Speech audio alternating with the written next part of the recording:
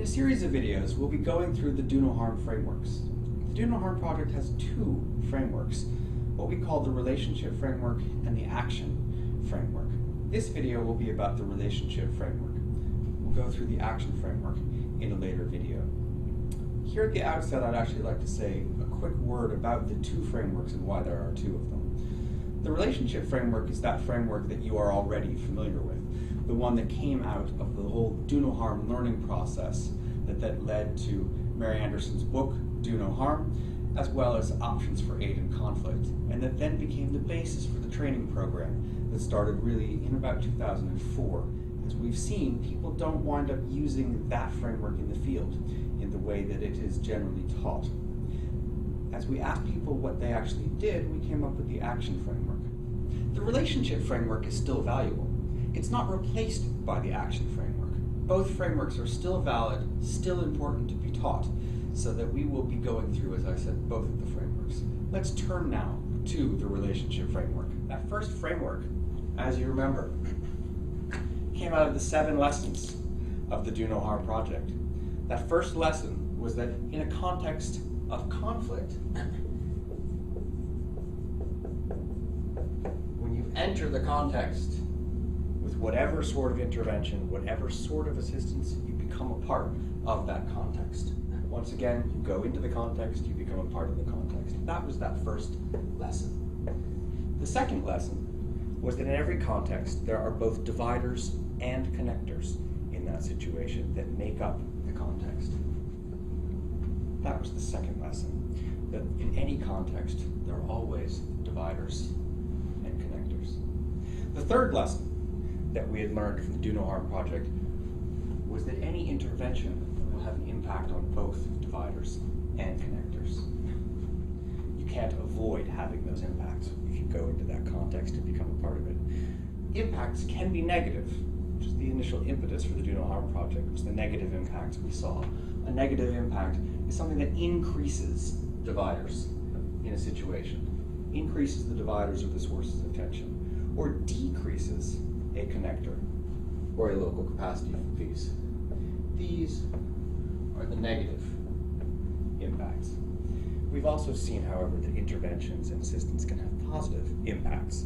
One can decrease dividers or sources of tension. One can also support the connectors or the local capacities for peace.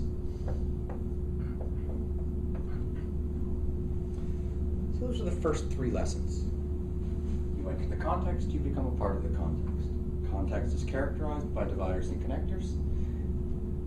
Any intervention or assistance has an impact on the dividers and the connectors. The 4th lesson was about the resource transfers. That anytime we're coming into a situation, we're bringing in resources. Those resources will have an impact. The 5th lesson was that also behavior has an impact. The messages that we send through the way we work. We called those the implicit ethical messages, or the IEMs. These were what is having the impact. Those are the 4th and 5th lessons about the mechanisms of impact, resources and messages. The 6th lesson was that it's the details of your project, your intervention, your assistance that matter. It's not an entire program or project that's having a negative impact, but some of the choices that have been made along the way. So it's these details which, through their resource transfers and the messages in the implementation of them, that are having negative impacts. Change some of these details. In these ways, you can change the impacts. The 7th lesson, and as we've always liked to say, the most important lesson, is that there are always options. Seeing these relationships, seeing how the assistance has an impact on dividers, on connectors, through the resources and through the messages of our behavior, then we can come up with options for doing things differently. We saw that there are always options. People saw that they were having a negative impact on dividers, increasing dividers or sources of tension. They would come up with new ways of doing things. We also saw that people would have negative impacts on connectors, reducing those connectors in those situations. They would come up with options. Those options would then go back into this. They would change some of the details. They would change the ways in which the resources were being brought in, change the behaviors, changing the impact. That's the original framework from Do No Harm. That framework is what we now call the relationship framework. This shows the relationships between the assistance, the context, the dividers and connectors, how that makes up the context, and how the resource transfers, implicit ethical messages are having impacts.